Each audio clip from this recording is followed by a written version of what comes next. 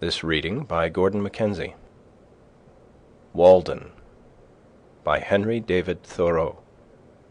Chapter 1. LibriVox Part 2. Most of the luxuries and many of the so-called comforts of life are not only not indispensable, but positive hindrances to the elevation of mankind. With respect to luxuries and comforts, the wisest have ever lived a more simple and meagre life than the poor. The ancient philosophers, Chinese, Hindu, Persian, and Greek, were a class than which none has been poorer in outward riches, none so rich in inward. We know not much about them. It is remarkable that we know so much of them as we do. The same is true of the more modern reformers and benefactors of their race. None can be an impartial or wise observer of human life but from the vantage ground of what we should call voluntary poverty. Of a life of luxury, the fruit is luxury, whether in agriculture or commerce or literature or art. There are nowadays professors of philosophy, but not philosophers. Yet it is admirable to profess because it was once admirable to live. To be a philosopher is not merely to have subtle thoughts, nor even to found a school, but so to love wisdom as to live according to its dictates, a life of simplicity, independence, magnanimity, and trust. It is to solve some of the problems of life, not only theoretically, but practically. The success of great scholars and thinkers is commonly a courtier-like success, not kingly, not manly.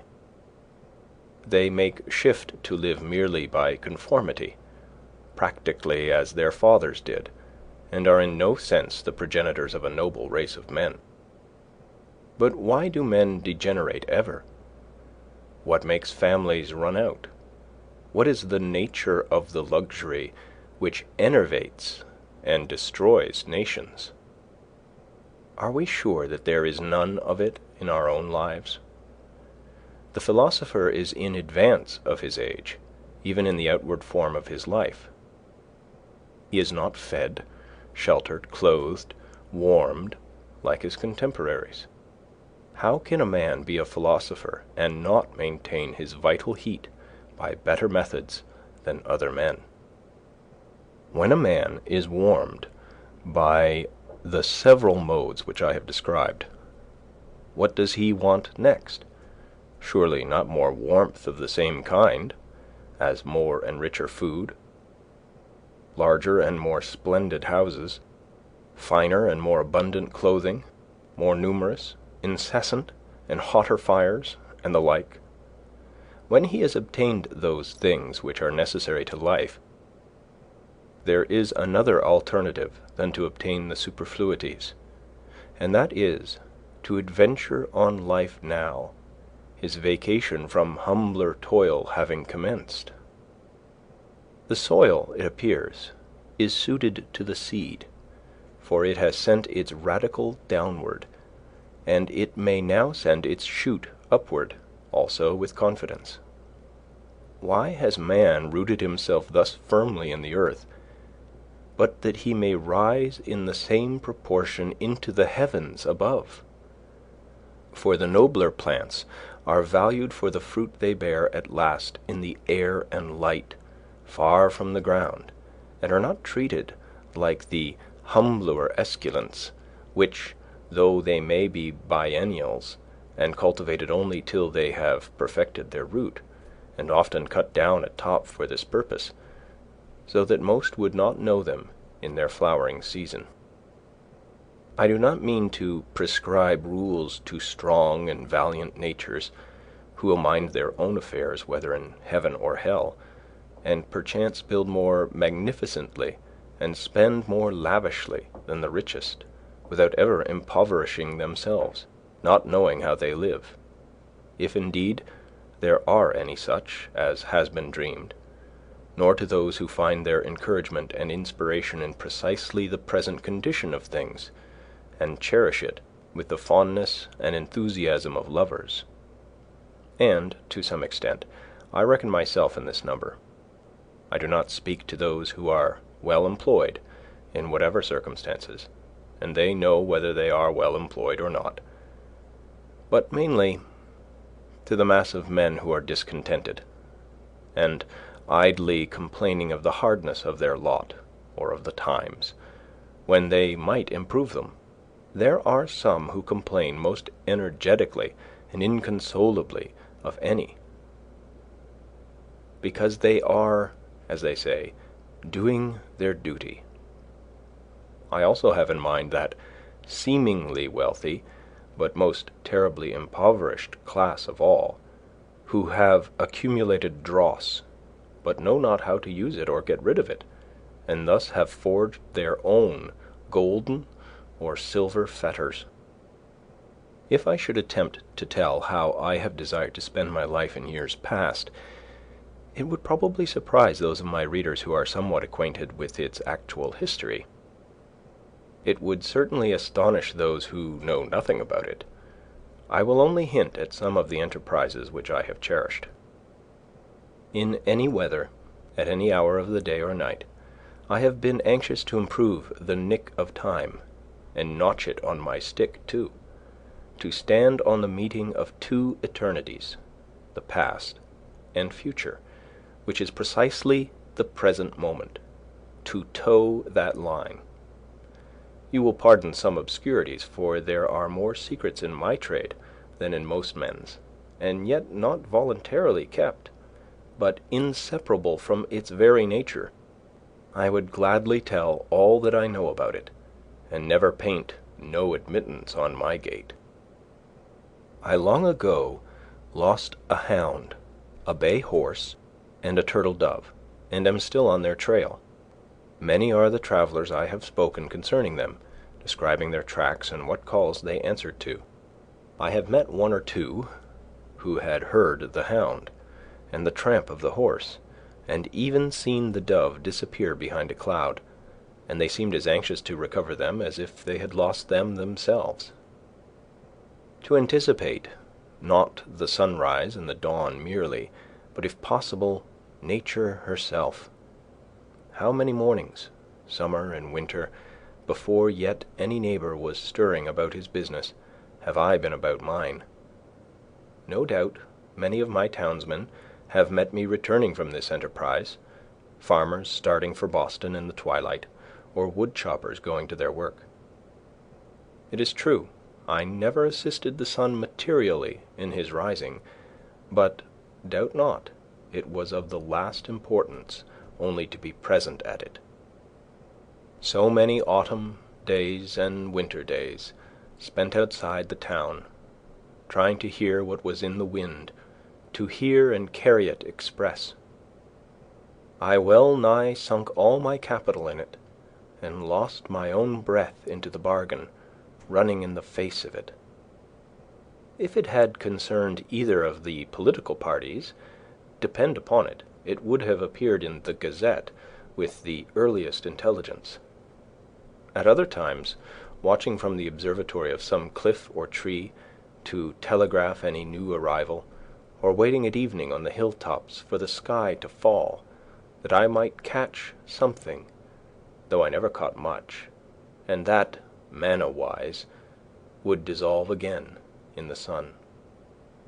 For a long time I was reporter to a journal, of no very wide circulation, whose editor has never yet seen fit to print the bulk of my contributions, and, as is too common with writers, I got only my labor for my pains.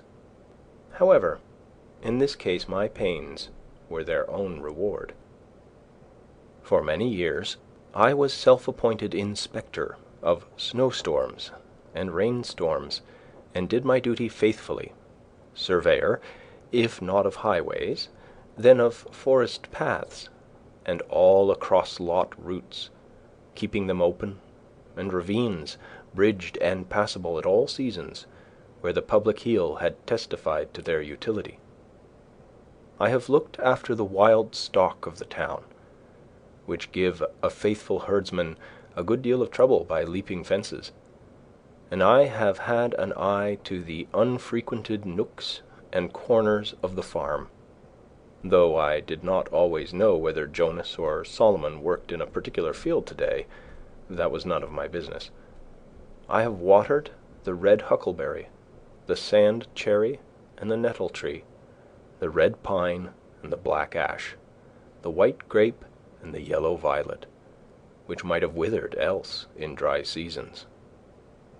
In short, I went on thus for a long time, I may say it without boasting, faithfully minding my business, till it became more and more evident that my townsmen would not, after all, admit me into the list of town officers, nor make my place a sinecure with a moderate allowance. My accounts, which I can swear to have kept faithfully, I have indeed never got audited, still less accepted, still less paid and settled. However, I have not set my heart on that. Not long since, a strolling Indian went to sell baskets at the house of a well-known lawyer in my neighborhood. "Do you wish to buy any baskets?" he asked. "No, we do not want any," was the reply. "What?" exclaimed the Indian as he went out the gate. "Do you mean to starve us?" Having seen his industrious white neighbours so well off that the lawyer had only to weave arguments, and by some magic wealth and standing followed, he had said to himself, "I will go into business. I will weave baskets. It is a thing which I can do," thinking that when he had made the baskets he would have done his part, and then it would be the white man's to buy them. He had not discovered that it was necessary for him to make it worth the other's while to buy them, or at least make him think that it was so, or to make something else which it would be worth his while to buy. I, too, had woven a kind of basket of a delicate texture, but I had not made it worth anyone's while to buy them. Yet not the less in my case did I think it worth my while to weave them. And instead of studying how to make it worth men's while to buy my baskets, I studied rather how to avoid the necessity of selling them. The life which men praise and regard as successful is but one kind. Why should we exaggerate any one kind at the expense of the others? Finding that my fellow citizens were not likely to offer me any room in the courthouse, or any curacy or living anywhere else, but I must shift for myself, I turned my face more exclusively than ever to the woods, where I was better known. I determined to go into business at once, and not wait to acquire the usual capital, using such slender means as I had already got. My purpose in going to Walden Pond was not to live cheaply, nor to live dearly there, but to transact some private business with the fewest obstacles. To be hindered from accomplishing which for want of a little common sense, a little enterprise and business talent, appeared not so sad as foolish. I have always endeavoured to acquire strict business habits. They are indispensable to every man. If your trade is with the celestial empire, then some small counting-house on the coast, in some Salem harbour, will be fixture enough. You will export such articles as the country affords, purely native products, much ice and pine timber and a little granite, always in native bottoms. These will be good ventures. To oversee all the details yourself in person, to be at once pilot and captain and owner and underwriter, to buy and sell and keep the accounts, to read every letter received and write or read every letter sent, to superintend the discharge of imports night and day, to be upon many parts of the coast almost at the same time.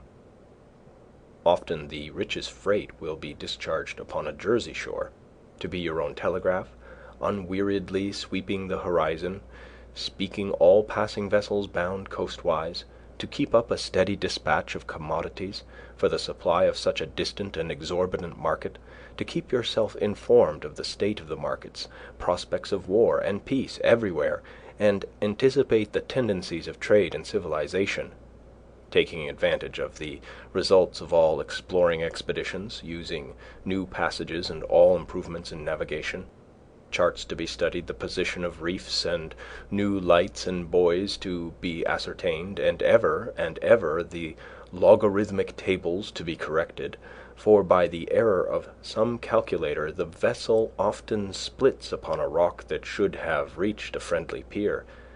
There is the untold fate of La Prousse, universal science to be kept pace with, studying the lives of all great discoverers and navigators, great adventurers and merchants, from Hanno and the Phoenicians down to our day. In fine, account of stock to be taken from time to know how you stand. It is a labour to task the faculties of a man. Such problems of profit and loss, of interest, of tare and tret, engaging of all kinds in it, as demand a universal knowledge. I have thought that Walden Pond would be a good place for business. Not solely on account of the railroad and the ice trade. It offers advantages which it may not be good policy to divulge. It is a good port and a good foundation. No Neva marshes to be filled, though you must everywhere build on piles of your own driving. It is said that a flood tide, with a westerly wind, and ice in the Neva, would sweep St. Petersburg from the face of the earth. As this business was to be entered into without the usual capital, it may not be easy to conjecture where those means, that will still be indispensable to every such undertaking, were to be obtained. As for clothing, to come at once to the practical part of the question, perhaps we are led oftener by the love of novelty and a regard for the opinions of men in procuring it, than by a true utility. Let him who has work to do recollect that the object of clothing is, first, to retain the vital heat, and secondly, in this state of society, to cover nakedness, and he may judge how much of any necessary or important work may be accomplished without adding to his wardrobe. Kings and queens who wear a suit but once, though made by some tailor or dressmaker to their majesties, cannot know the comfort of wearing a suit that fits. They are no better than wooden horses to hang the clean clothes on. Every day our garments become more assimilated to ourselves, receiving the impress of the wearer's character, until we hesitate to lay them aside without such delay and medical appliances and some such solemnity even as our bodies. No man ever stood the lower in my estimation for having a patch in his clothes, yet I am sure that there is greater anxiety commonly to have fashionable, or at least clean and unpatched clothes, than to have a sound conscience. But even if the rent is not mended, perhaps the worst vice betrayed is improvidence. I sometimes try my acquaintances by such tests as this. Who could wear a patch, or 2 extra seams only, over the knee? Most behave as if they believed that their prospects for life would be ruined if they should do it. It would be easier for them to hobble to town with a broken leg than with a broken pantaloon. Often, if an accident happens to a gentleman's legs, they can be mended. But if a similar accident happens to the legs of his pantaloons, there is no help for it, for he considers not what is truly respectable, but what is respected. We know but few men, a great many coats and breeches. Dress a scarecrow in your latest shift, you standing shiftless by, who would not soonest salute the scarecrow? Passing a cornfield the other day, close by a hat and coat on a stake, I recognized the owner of the farm. He was only a little more weather-beaten than when I saw him last, I have heard of a dog that barked at every stranger who approached his master's premises with clothes on, but as easily quieted by a naked thief. It is an interesting question how far men would retain their relative rank if they were divested of their clothes. Could you, in such a case, tell surely of any company of civilized men which belonged to the most respected class? When Madame Pfeiffer, in her adventurous travels round the world from east to west, had got so near home as Asiatic Russia, she says that she felt the necessity of wearing other than a travelling dress when she went to meet the authorities, for she was now in a civilized country where people are judged by their clothes. Even in our democratic New England towns, the accidental possession of wealth, and its manifestation in dress and equipage alone, obtain for the possessor almost universal respect.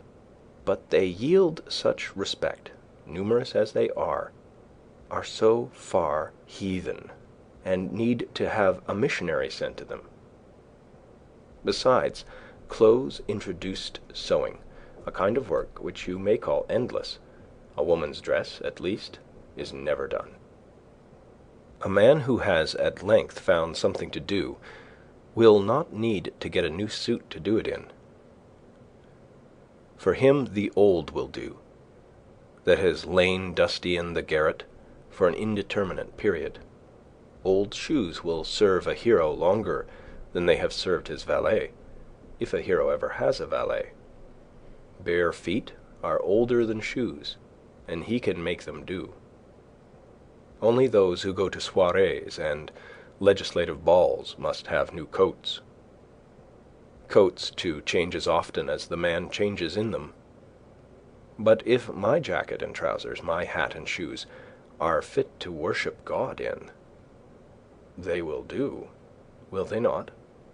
Whoever saw his old clothes, his old coat, actually worn out, resolved into its primitive elements, so that it was not a deed of charity to bestow it on some poor boy, by him perchance to be bestowed on some poorer still, or shall we say richer, who could do with less?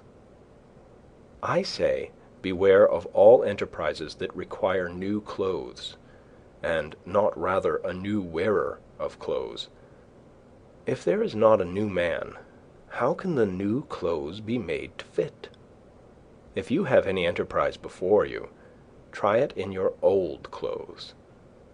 All men want, not something to do with, but something to do, or rather something to be. Perhaps we should never procure a new suit, however ragged or dirty the old, until we have so conducted, so enterprised, or sailed in some way, that we feel like new men in the old, and that to retain it would be like keeping new wine in old bottles. Our molting season, like that of the fowls, must be a crisis in our lives. The loon retires to solitary ponds to spend it. Thus also the snake casts its slough, and the caterpillar its wormy coat, by an internal industry and expansion. For clothes are but our outmost cuticle and mortal coil. Otherwise we shall be found sailing under false colours, and be inevitably cashiered at last by our own opinion, as well as that of mankind. We don garment after garment, as if we grew like exogenous plants by addition without.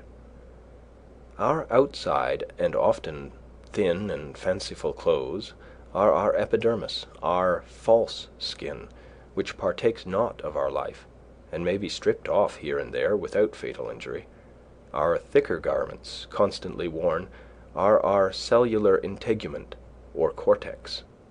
But our shirts are our liber, or true bark, which cannot be removed without girdling, and so destroying the man. I believe that all races at some seasons wear something equivalent to the shirt. It is desirable that a man be clad so simply that he can lay his hands on himself in the dark, and that he live in all respects so compactly and preparedly that, if an enemy take the town, he can, like the old philosopher, walk out the gate empty-handed, without anxiety. While one thick garment is, for most purposes, as good as 3 thin ones, and cheap clothing can be obtained at prices really to suit customers, while a thick coat can be bought for $5, which will last as many years, thick pantaloons for $2, cowhide boots for $1.50 a pair, a summer hat for $0.25, and a winter cap for 62.5 cents, or a better be made at home at a nominal cost, where is he so poor that, clad in such a suit of his own earning, there will not be found wise men to do him reverence. When I ask for a garment of a particular form, my tailoress tells me gravely, "They do not make them so now," not emphasizing the "they" at all, as if she quoted an authority as impersonal as the Fates, and I find it difficult to get what I want, simply because she cannot believe that I mean what I say, that I am so rash. When I hear this oracular sentence, I am for a moment absorbed in thought, emphasizing to myself each word separately that I may come at the meaning of it, that I may find out by what degree of consanguinity they are related to me, and what authority they may have in an affair which affects me so nearly. And finally, I am inclined to answer her with equal mystery, and without any more emphasis of the "they." Quote, "It is true, they did not make them so recently, but they do now." End quote. Of what use this measuring of me if she does not measure my character, but only the breadth of my shoulders, as it were a peg to bang the coat on? We worship not the graces, nor the parse, but fashion. She spins and weaves and cuts with full authority.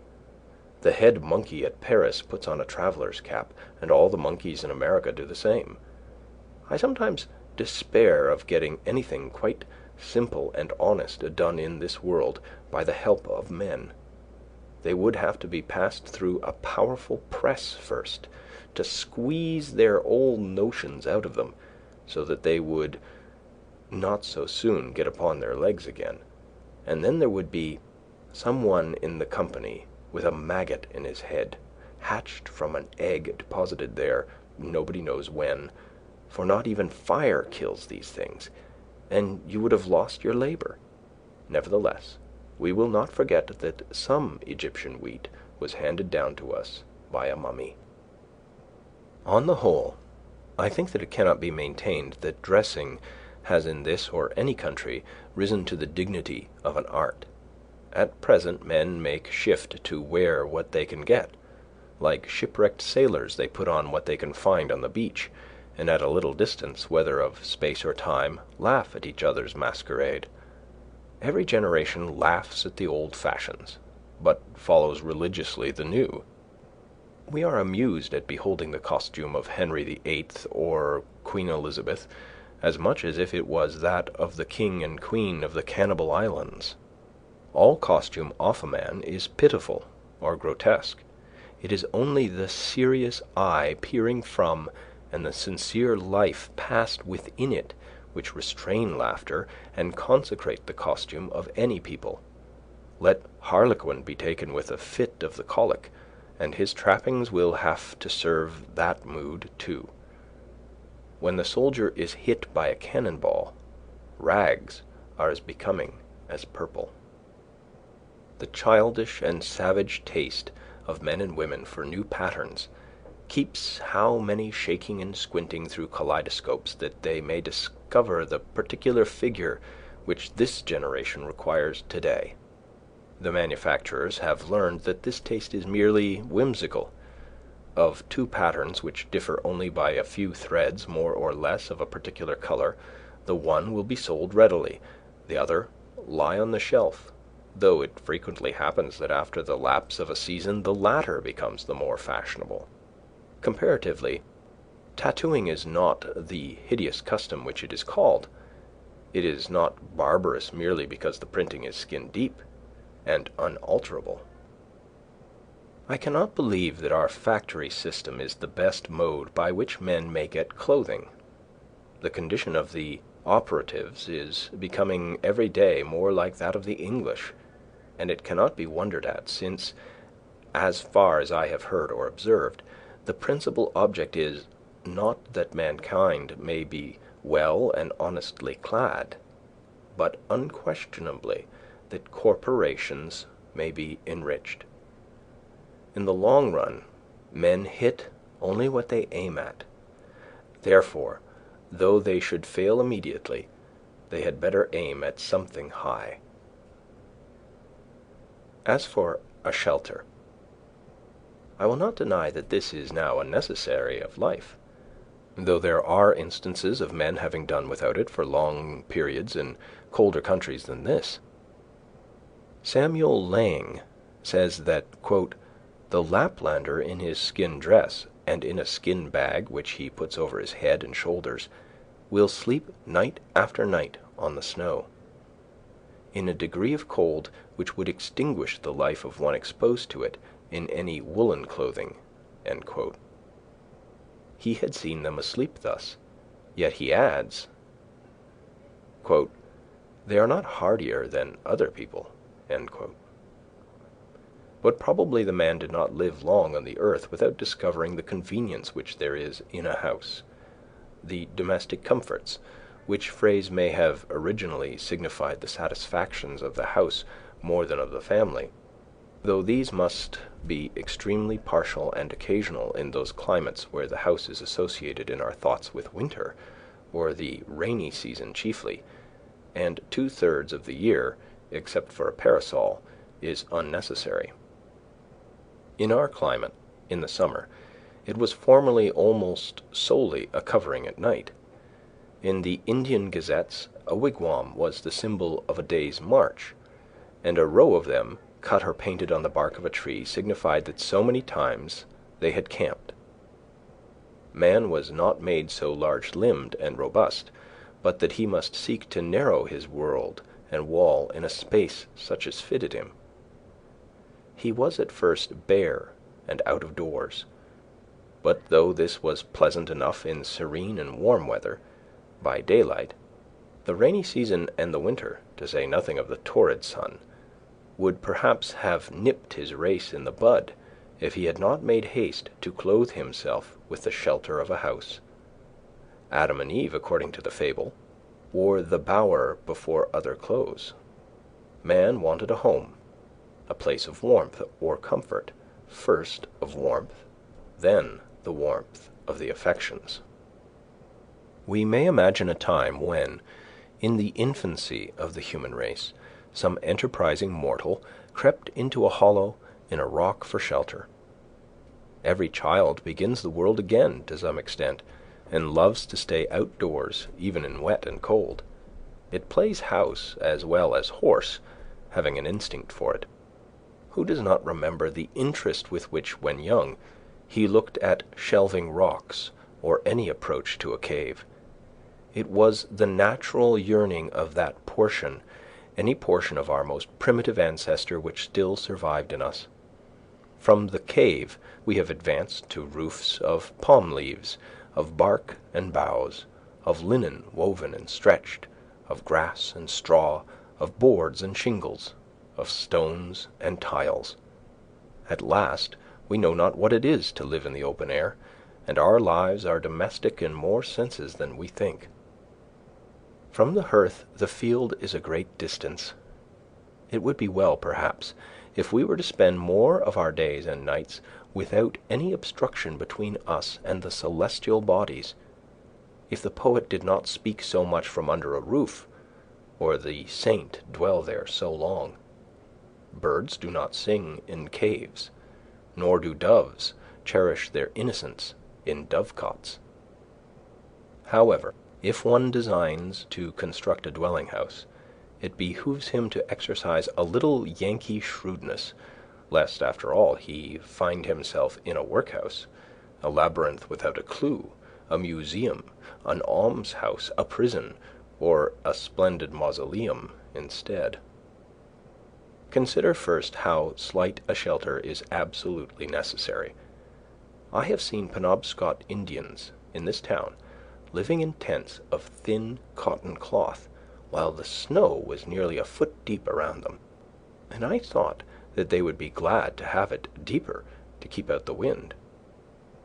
Formerly, when how to get my living honestly, with freedom left for my proper pursuits, was a question which vexed me even more than it does now, for unfortunately I am become somewhat callous, I used to see a large box by the railroad, 6 feet long by 3 wide, in which the laborers locked up their tools at night, and it suggested to me that every man who has hard pushed might get such a one for $1, and having bored a few auger holes in it, to admit the air at least, get into it when it rained and at night, and hook down the lid, and so have freedom in his love, and in his soul be free.